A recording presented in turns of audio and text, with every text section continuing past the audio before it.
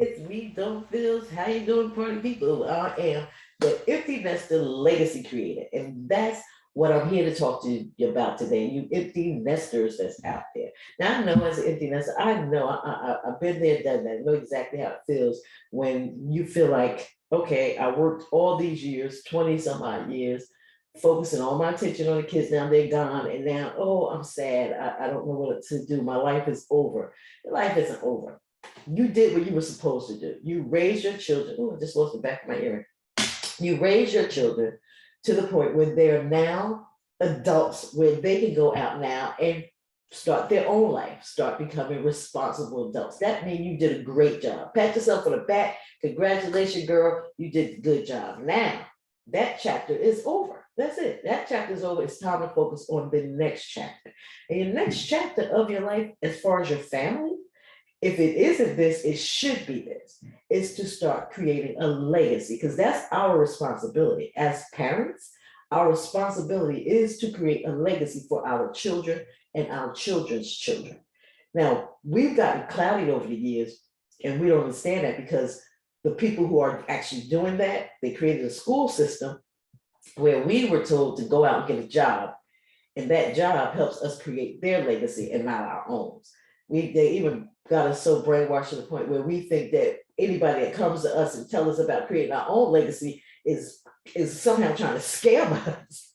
We don't see that working, that going to school is the actual scam. We don't see that. We see that that's the right way, and anybody telling us to do stuff for ourselves is trying to scam us. I never figured that one out, but let me just explain. Excuse my voice. I'm battling like a little cold. I've been having a little sore throat and a cold over the past couple of days, so my voice is a little heavier than usual. But what I realize is that most people who are poor, they pay their bills totally different than the way rich people pay their bills. And you have to kind of understand that. If you understand that, you can start kind of making a shift. See what poor people do, how we pay our bills, is we have been trained to go out and exchange our time for a set dollar amount. So let's say, for example, you may make $20 an hour, or $25 an hour, or $10 an hour, or $8 an hour, or $15 an hour. We're exchanging our hours for a dollar amount. And then at the end of 40 hours, we get a paycheck that's deposited to our account, and we take that money and we pay our bills with it. And most of the time, it's not enough money to pay all our bills each month. So by the end of the month, we don't really have any money to do the things that we would like to do with our lives. So because all of our life, we're just paying bills. We're working to make enough money to pay a bill. We're exchanging our time for hours. But that's not what rich people do. What rich people do is they take their money and they put it into something where it works for them. Like their money creates money. They're not running out exchanging their time to create money. They're making their money make money. And we all can do it. You don't need a whole bunch of money to do it. You can do it, start with 10 cents. You got 10 cents, you can make your money grow. But we haven't been trained, we haven't been taught to do that. We haven't been conditioned to do that. We believe that only rich people can make their money work for them. We can't do it. We gotta work. We gotta work for our money. We have to exchange our time for a set dollar amount. And we get happy the higher the dollar amount is, that makes we're doing something. Like, oh, I get $50 an hour. I get $100 an hour. So we go by the higher the dollar amount in which we exchange our hours is what makes us happy and proud. But rich people, they in any kind of way exchange their time for a dollar amount. They take their money and they make their money grow for them. Let's say, for example, you have let's say you got $100 bill. Let's say you take the money in your account. You worked all week. You exchange your hours for dollars for 40 hours this week, and you have a check deposited to your account. And you go out and you pay, every year you have to pay this particular bill that costs $100. So you take, when it's time for the bill to be due, you go into your bank account and you pay this bill.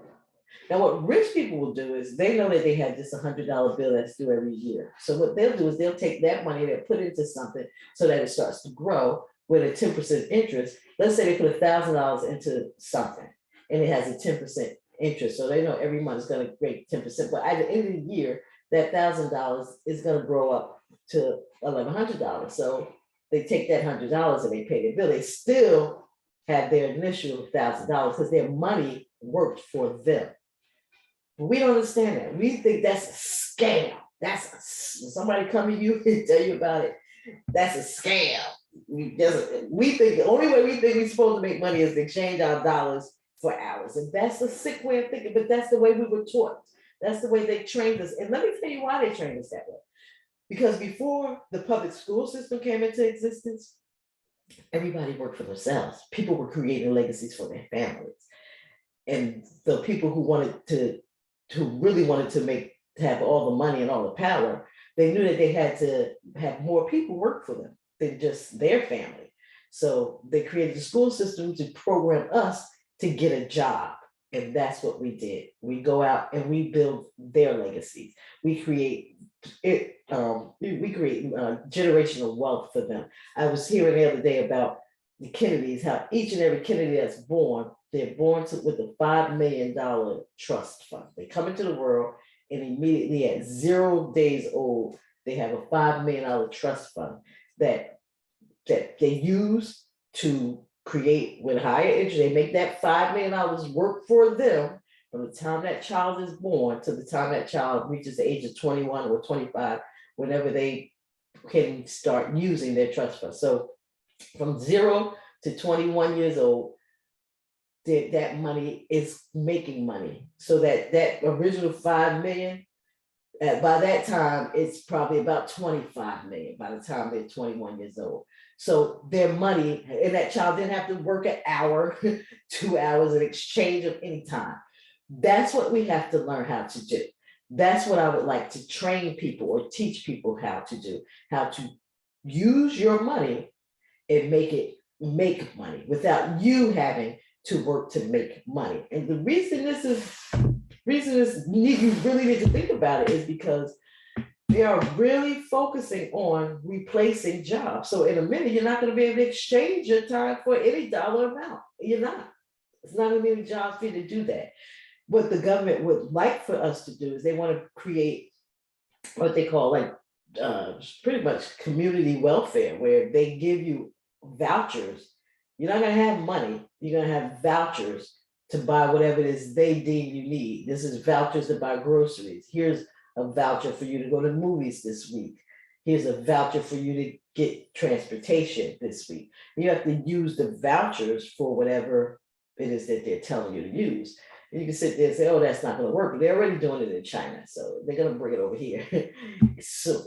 And they will, if we don't start making our own money, creating our own wealth, and no longer depending on a system to take care of it. You have to depend on yourself.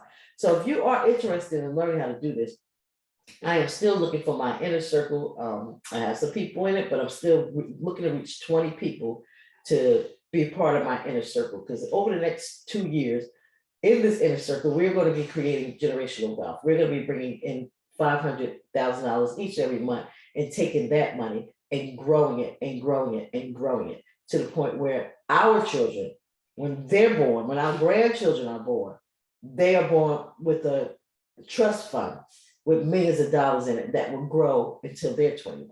That's the focus. That's the goal. That is what I'm going to be doing. I'm looking for people who want to do that too.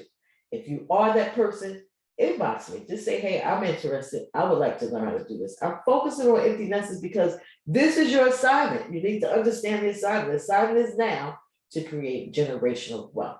Y'all have a blessed day, and I'll talk to you soon. Bye-bye.